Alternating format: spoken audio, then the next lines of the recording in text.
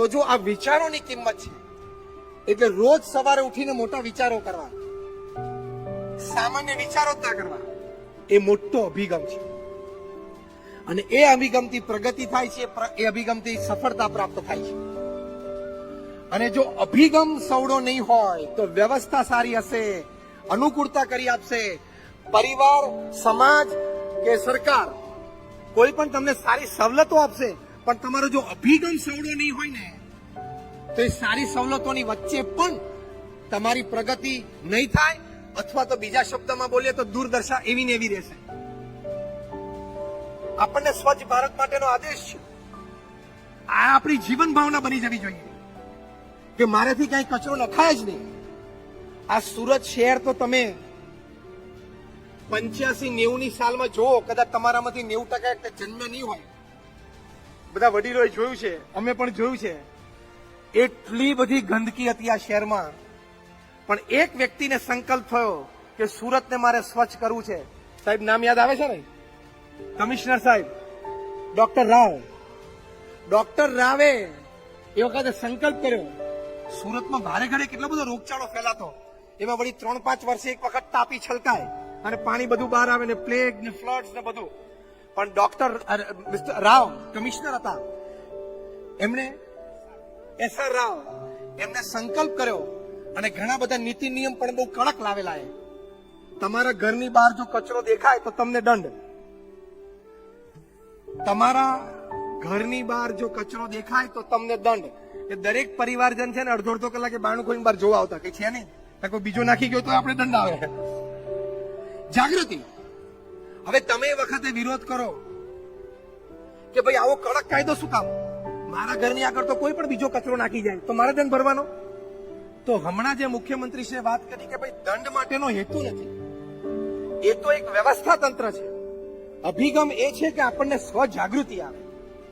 તો અહીંયા પણ એ વખતે પણ સુરતવાસીઓ વિરોધ નહીં કરેલો કે આવો કાયદો તમે ક્યાંથી લાવ્યા, પણ બધા એમને સહકાર આપ્યો. તો આજે સુરતની સ્વચ્છતા 85-90 ની સાલની દ્રષ્ટિએ જુઓ તો કદાચ 500% ને 1000% કહેવાય એવી સ્વચ્છતા આજે છે. તમે આ પેઢીએ કદાચ એ વખતની દુર્દશા ઓછી જોઈ હશે, અમે તો જોયેલી છે. What I mean to say કે જે સમયે સમાજ કે રાજ્ય એટલે કે સરકાર જે પણ વ્યવસ્થા આપે એમાં ભળી જવું, સવડા અભિગમથી ભળી જવું. અને સવડા અભિગમથી ભળશો તો ચોક્કસ નાનું મોટું કામ થશે જ.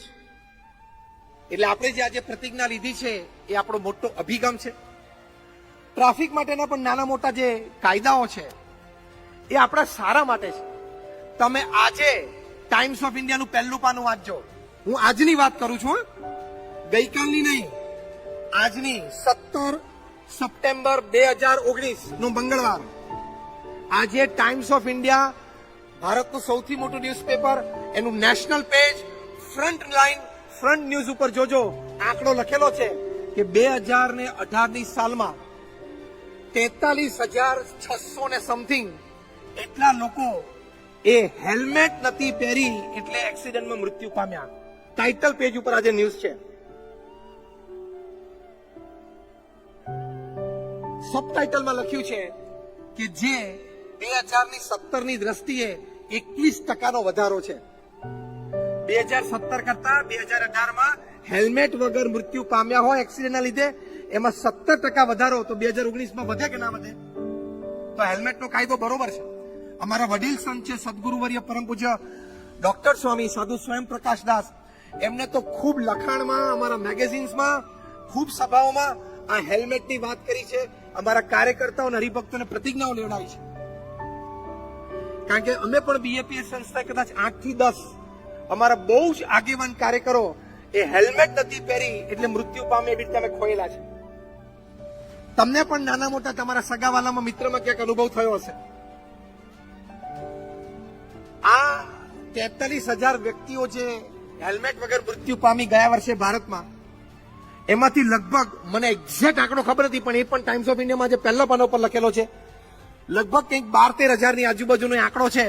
એ તો પિલિયન રાઇડર હતા, પાછળ બેઠેલા, ચલાવતા નહોતા વાહન, એટલે પાછળ બેઠા હોય એને હેલ્મેટ જરૂરી છે.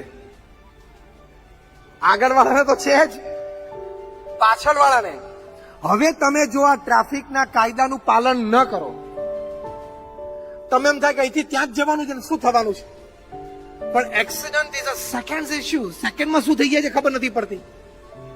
એટલે અભિગમ જયારે આપણે ચેન્જ કરવાનો છે આજે, કે આવા કાયદા નીતિ નિયમ એના પ્રત્યે સૌનો અભિગમ રાખવો કે બરોબર જ છે, સાચા જ છે ને મારે પાલન કરવાનું જ છે.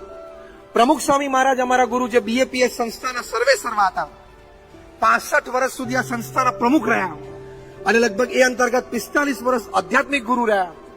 95 વર્ષની ઉંમરે હમણાં જ 3 વર્ષ પહેલા એ સ્વધામ પધાર્યા.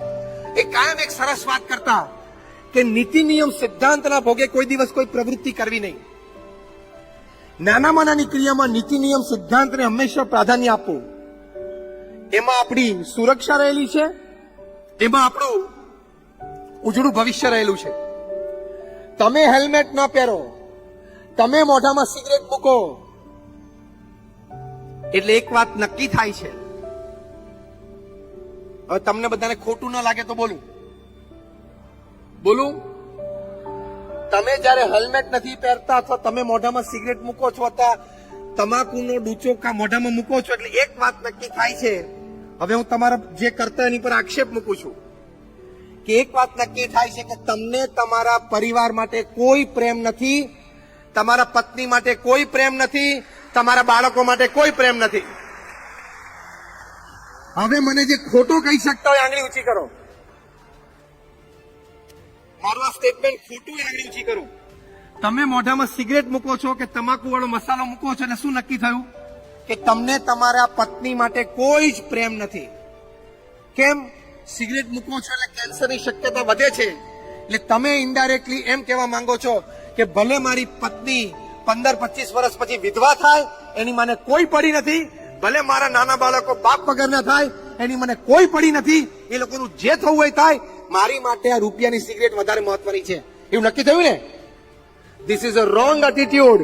Change the attitude. Your family is more important than any of your likes.